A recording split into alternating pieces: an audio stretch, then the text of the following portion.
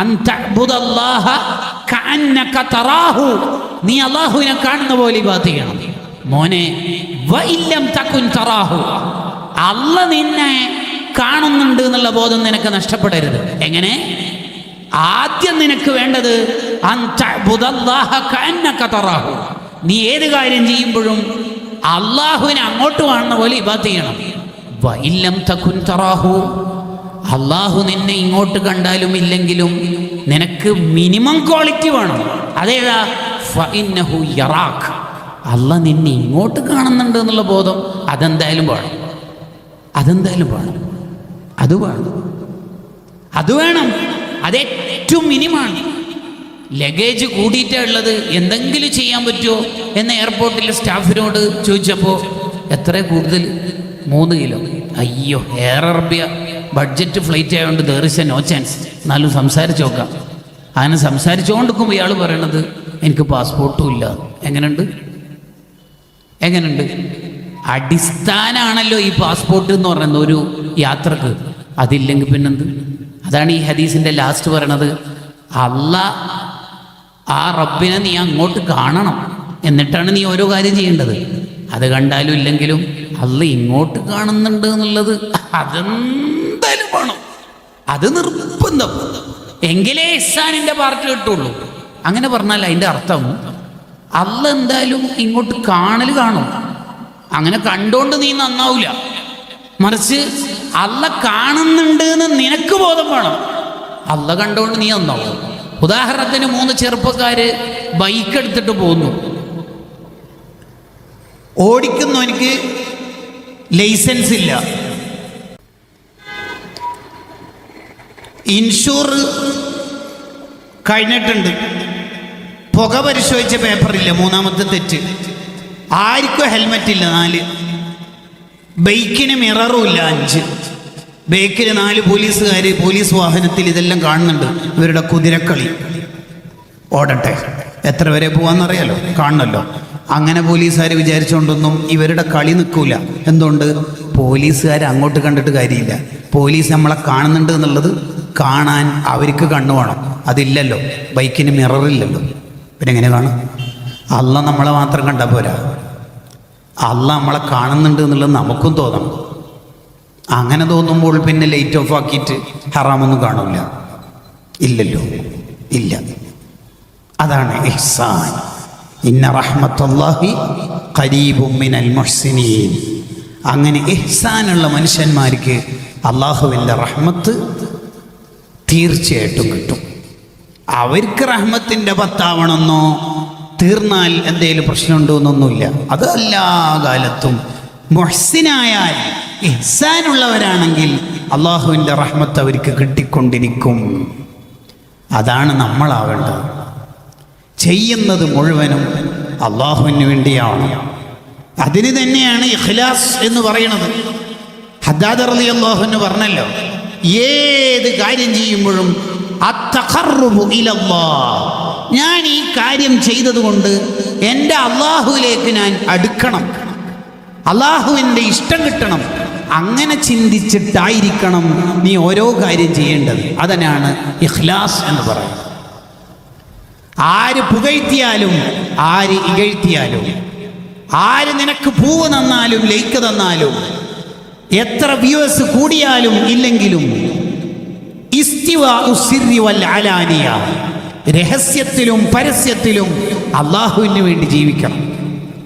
ആരെങ്കിലും സോപ്പിടാൻ വേണ്ടി, ആരെങ്കിലും പറ്റിക്കാൻ വേണ്ടി എന്തെങ്കിലും ചെയ്താൽ നമ്മുടെ ഖൽബിൽ നിന്ന് സത്യസന്ധത നഷ്ടപ്പെട്ടു പോകുമെന്ന് കിതാബുകളിൽ കാണാം. നന്നായി ശ്രദ്ധിക്കേണ്ട കാലാണ്. എല്ലാവരും കണ്ടീഷനിലും അൺകണ്ടീഷനിലുമായ പോസിറ്റീവ് സ്ട്രോക്കിൻ്റെയും വെസ്റ്റേൺ സൈക്കോളജിയുടെയും പിന്നാലെ പോകുമ്പോൾ ചെയ്യുന്നത് മുഴുവനും ലില്ലാഹി റബ്ബിൽ ആലമീൻ, അത് അള്ളാഹുവിന് വേണ്ടിയാണ്. കൊടുക്കുന്നത്, കൊടുക്കാതിരിക്കുന്നത്, വാങ്ങുന്നത് എല്ലാം അള്ളാഹുവിന് വേണ്ടിയാവണം. അതാണ് മുഹ്സിൻ എന്ന് പറയുന്നതിൻ്റെ താല്പര്യം. ഹദ്ദാദ് റളിയല്ലാഹു അൻഹുവിനോട് ഒരാൾ ചോദിച്ചു, ഞാൻ ഇന്നാലിന്നൊരു സ്ഥലത്ത് പള്ളി എടുക്കണം എന്ന് വിചാരിക്കുന്നുണ്ട്, ഉസ്താദിൻ്റെ അഭിപ്രായം എന്താണ്? ഹദ്ദാദ് റളിയല്ലാഹു അൻഹു പറഞ്ഞു ഇഖ്ലാസ് ഉണ്ടെങ്കിൽ പള്ളി എടുത്തോളി, അതിനെന്താ ഇപ്പോൾ കുഴപ്പം? തസ്ബീത്തുൽ ഫുആദ് എന്ന കിതാബിലുണ്ട് ഈ ചരിത്രം. എടുത്തോളി. ഇഖ്ലാസ് ഉണ്ടോ? ആ ഇഖ്ലാസൊക്കെ ഉണ്ട്, എന്നെടുത്തോളി, കുഴപ്പമൊന്നുമില്ല. ഞാനൊരു ചോദ്യം ചോദിക്കട്ടെ? ഹദ്ദാദ് ഇമാം ചോദിച്ചു, ഒരു ചോദ്യം ചോദിച്ചോളി.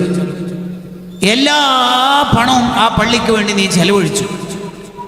അതിൻ്റെ ഉദ്ഘാടനത്തിൻ്റെ തൊട്ടു മുമ്പ് ജസ്റ്റ് മെഹ്റാബിൽ ഒരു ഫാൻ ആവശ്യമുണ്ട്, ഒരു വാൾ ഫാൻ ചുവരിന് ഫിറ്റ് ചെയ്ത്. ആകെ ചെറിയ റേറ്റേ ഉള്ളൂ.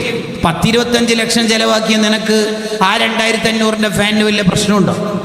അപ്പോഴാണ് ഒരാൾ വന്നിട്ട് പറയണത് പ്ലീസ് നിങ്ങൾ ഫുള്ള് ചിലവാക്കിയില്ല, എനിക്കൊറ്റൊന്ന് ഈ ഫാൻ പ്ലീസ്. അപ്പോൾ നിങ്ങൾക്ക് കൊടുക്കാൻ മടിയുണ്ട്, എന്നാലും അയാൾ ആ റിക്വസ്റ്റിൻ്റെ മുന്നിൽ ആയിക്കോട്ടെ എന്ന് പറഞ്ഞു. അയാളാണ് ആ ഫാൻ ചിലവാക്കിയത്, ഫാൻ്റെ പണം.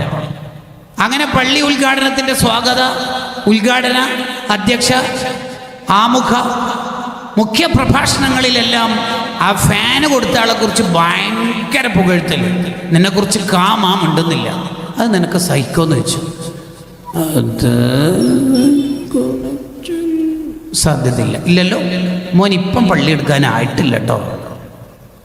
കല്ല് സെറ്റായിട്ടില്ല, സിമെന്റ് സെറ്റായിട്ടില്ല. എവിടെ? ഖൽബിൽ. അഖ്ലിസ് വലഅല്ല തുരീദ ബിതഅത്തിൻ ഇല്ല തഖറബ മിൻ ഇലാഹിക ദിക്രിലാ ലാ തഖ്സിദൻ മഅഹു ഇലാ അർളിദ് ദുനാ കസനാഇഹിം ഔ നഹ്വി ദാക തവസ്സുലാ. ആരുടെയും പുകഴ്ത്തലിന് വേണ്ടിയല്ല, ഒരാളുടെ മുന്നിലും സെലിബ്രേറ്റ് ചെയ്യാവാനല്ല. അതിനല്ല നമ്മൾ ചാരിറ്റി ഫോർ ചാരിറ്റിയുടെ കാലത്ത് നമ്മൾ ചെയ്യുന്നത് മുഴുവനും അള്ളാഹുവിന് വേണ്ടിയാവണം. അള്ളാഹുവിൻ്റെ മുന്നിൽ സെലിബ്രേറ്റ് ചെയ്യാവണം. നമുക്ക് നാട്ടുകാരുടെ മുമ്പിലല്ല, ഒരാളെയും ബോധിപ്പിക്കാനല്ല.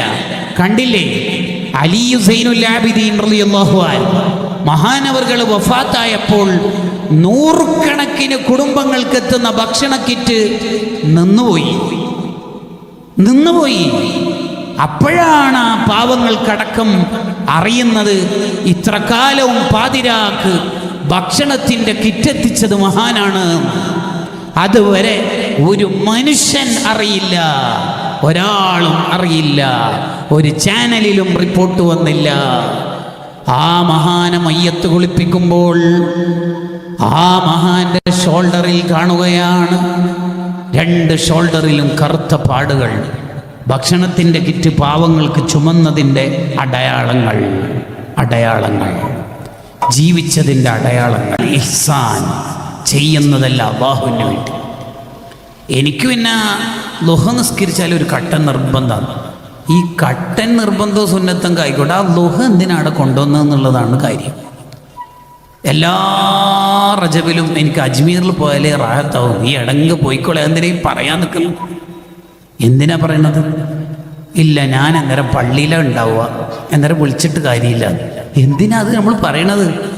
കണ്ട മിസ് കോളിൽ തിരിച്ചു വിളിച്ചിട്ട് വിളിച്ചിരുന്നു അല്ലേ, ഞാൻ അന്നേരം ഖുർആൻ ഓതുകയായിരുന്നു. അതെന്തിനാ പറയണത്?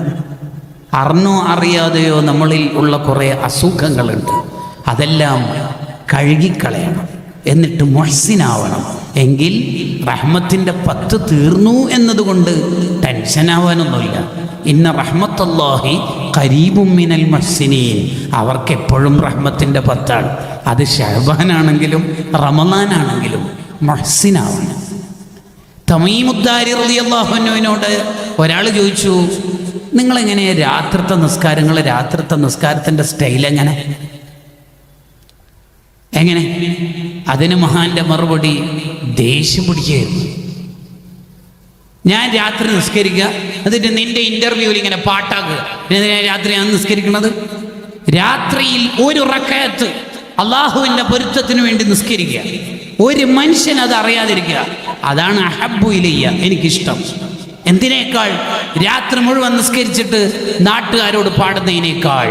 കണ്ടോ ഇഹ്സാൻ? അതാണ് അള്ളാഹുവിന് വേണ്ടത്. അള്ളാഹ്ക്ക് കുറേ ഇബാദത്തോ കുറേ ജഗപൊകകളോ അല്ല. പിന്നെ അള്ളാഹുവിന് വേണ്ടത് അടങ്ങിയൊതുങ്ങിയിരുന്ന് ഒരാളും അറിയാത്ത രീതിയിൽ അയാൾ ഇബാദത്ത് ചെയ്യില്ല. അതാണ് അള്ളാഹുവിന് വേണ്ടത്. അതാണ് സൂറത്തുൽ മുൽക്കിൽ അള്ളാഹ് പറയണത്, തബാറക്കല്ലദീ ബിയദിഹിൽ മുൽക്ക് സർവാധികാരവുമുള്ള റബ്ബിനാണ് എല്ലാ പരിശുദ്ധതയും. തബാറക്കല്ലദീ ബിയദിഹിൽ മുൽക്ക് വഹുവ അലാ കുല്ലി ഷൈഇൻ ഖദീർ. സർവ കഴിവും അല്ലാഹുവിനുണ്ട്.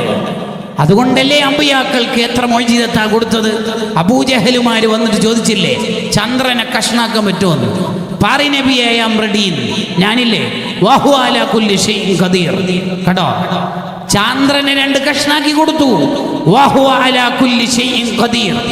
എന്നിട്ട് അള്ളാഹുവിന്റെ കഴിവ് മനസ്സിലാവാൻ വേണ്ടി നമ്മളോട് പറയാണ് അല്ലദീ ഖലഖൽ മൗത വൽ ഹയാത്ത്. മരണത്തെയും ജീവിതത്തെയും കണക്കാക്കിയ റബ്ബ്. നിങ്ങൾക്ക് ആരെങ്കിലും ജീവിപ്പിക്കാൻ പറ്റുമോ? നിങ്ങൾക്ക് ആരെങ്കിലും ജീവിപ്പിക്കാൻ പറ്റുമോ?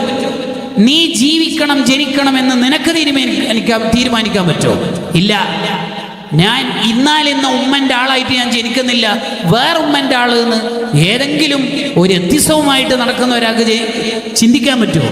ഇല്ല. അല്ലദീ ഖലഖൽ മൗത വൽ ഹയാത്ത്.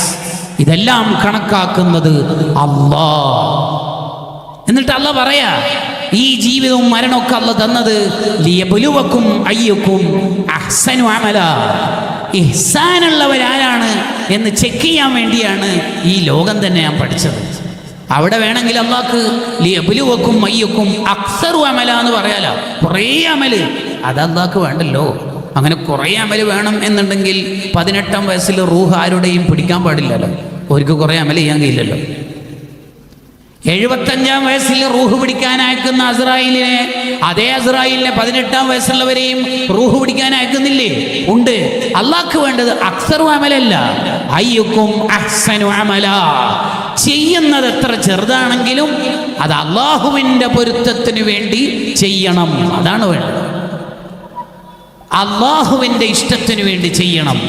അതാണ് ഹദ്ദാദ് ഇമാം പറഞ്ഞത്, ഏത് കാര്യം ചെയ്യുമ്പോഴും ഒരൊറ്റ ഉദ്ദേശം മാത്രം നമ്മുടെ ഖൽബിൽ. അതെന്റെ അത്തഖർറുബു ഇലല്ലാഹ്. അള്ളാഹുവിലേക്ക് ഞാൻ ഈ കാര്യം കൊണ്ട് അടുക്കണം.